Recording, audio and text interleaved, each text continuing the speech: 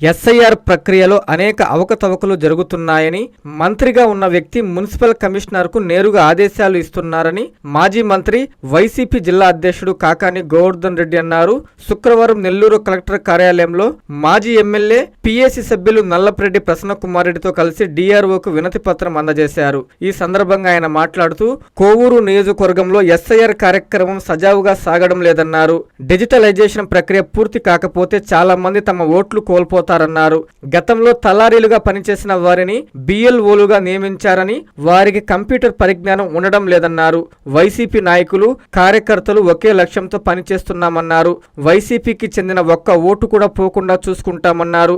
ఈ కార్యక్రమంలో వైసీపీ రాష్ట్ర కార్యదర్శి, సర్వేపల్లి నియోజకవర్గ పరిశీలకులు వీరి చలపతిరావు, పచ్చిపాల కృష్ణారెడ్డి, నవీన్ రెడ్డి, షావుల్, సతీష్ రెడ్డి, అనూప్ రెడ్డి, నియోజకవర్గ నాయకులు, కార్యకర్తలు పాల్గొన్నారు.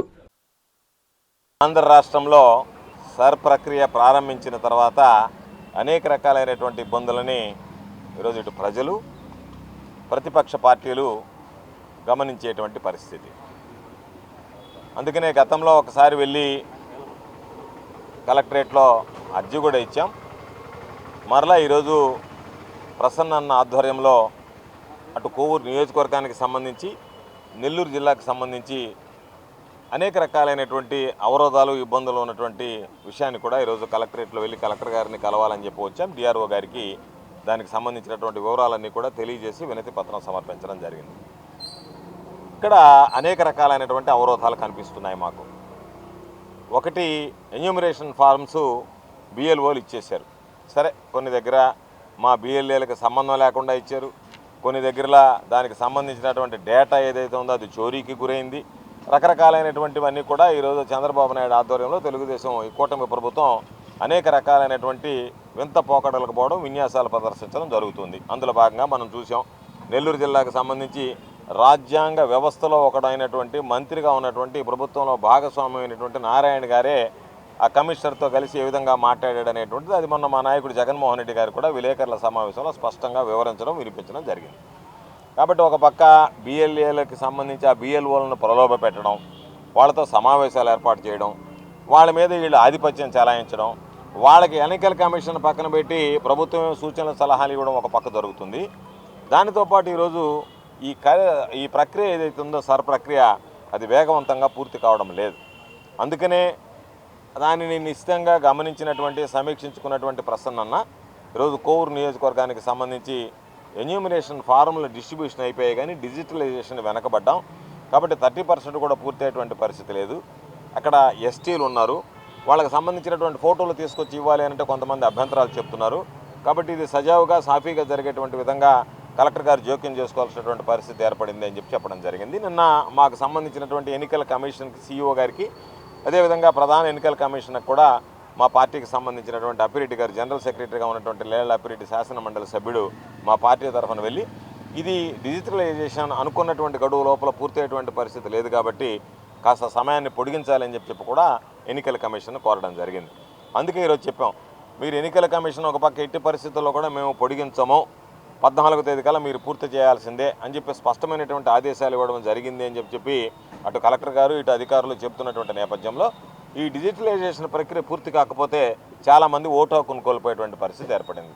కాబట్టి డిజిటలైజేషన్ పూర్తి కాగలిగితేనే అర్హత కలిగిన వాళ్ళందరికీ కూడా ఓట్లు వస్తాయి. కాబట్టి మ్యాపింగ్ పూర్తయింది, ఎన్యూమరేషన్ ఫామ్స్ రిటర్న్ చేశారు, సంతకాలు పెట్టి అన్ని రకాలైనటువంటి ప్రక్రియ పూర్తయినా, ఫిజికల్ ఫామ్లో వాళ్ళకి చేరినా డిజిటలైజేషన్ కూడా 14వ తేదీ కల్లా పూర్తి కావాలని చెప్పి ఎన్నికల కమిషన్ నిబంధన ఉన్నటువంటి నేపథ్యంలో ఈరోజు దాన్ని పూర్తి చేయలేకపోతున్నారు. కాబట్టి మీరు ఏ విధంగా పూర్తి చేస్తారు, ఎటువంటి మీరు దానికి సంబంధించినటువంటి ఏర్పాట్లు చేశారని చెప్పి డిఆర్ఓ గారిని అడగడం జరిగింది. ఆయనేమో రోజు మేము ఒక టార్గెట్ ఇచ్చాము, ఆ టార్గెట్ ప్రకారం ఖచ్చితంగా ఇవ్వాల్సిందని చెప్పి అక్కడ ఉన్నటువంటి బిఎల్ఓలను ఆదేశించడం జరిగిందని చెప్పడం జరిగింది.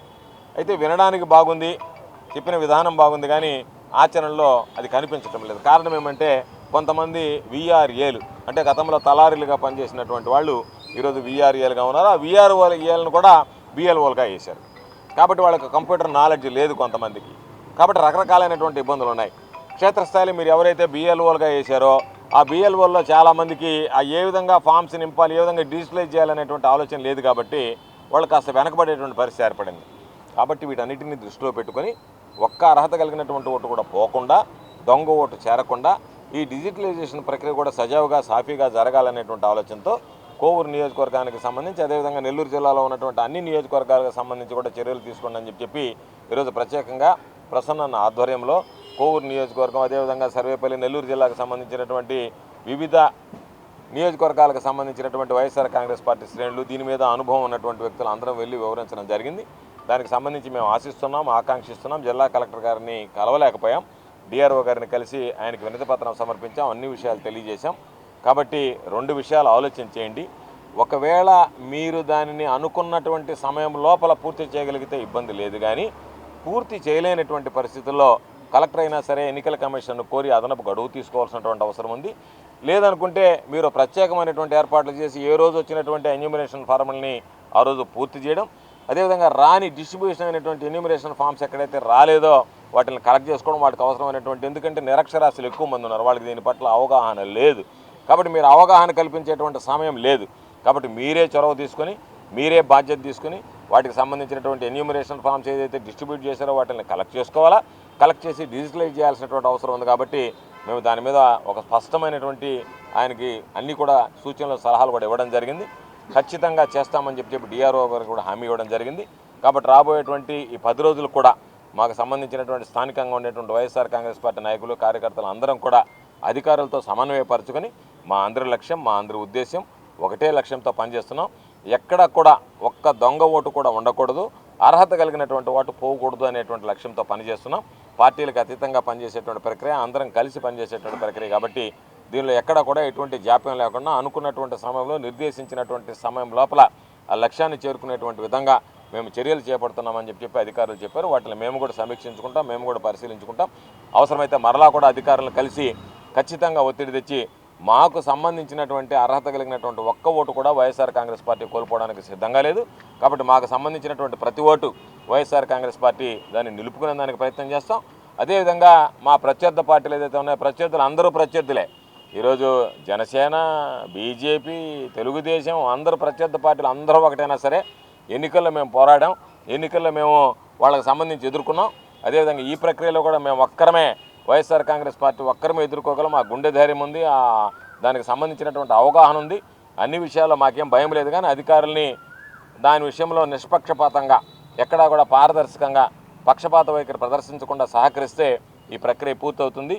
వైఎస్ఆర్ కాంగ్రెస్ పార్టీ సానుభూతి పరులు ఓట్లు వేయాలి, ఎత్తివేయాలనేటువంటి దుర్మార్గమైనటువంటి ఆలోచన కానీ, తెలుగుదేశం పార్టీకి సంబంధించినటువంటి దొంగ ఓట్లు చేర్చుకుని దాని ద్వారా గెలుపొందాలనేటువంటి దురదృష్టకరమైనటువంటి ఆలోచన కానీ దయచేసి తెలుగుదేశం పార్టీ చేస్తున్నటువంటి పరిస్థితుల్లో అధికార యంత్రాంగం వాటిని నిలువరించి న్యాయబద్ధంగా, చట్టబద్ధంగా, రాజ్యాంగబద్ధంగా ఎన్నికలు నిర్వహించేటువంటి విధంగా, అర్హత కలిగినటువంటి ప్రతి ఒక్కరికి ఓటు ఉండేటువంటి విధంగా, అర్హత లేనటువంటి వ్యక్తులు ఓటు తొలగించేటువంటి విధంగా వైఎస్ఆర్ కాంగ్రెస్ పార్టీ కృషి చేస్తుందని ఈ సందర్భంగా తెలియజేస్తుంది.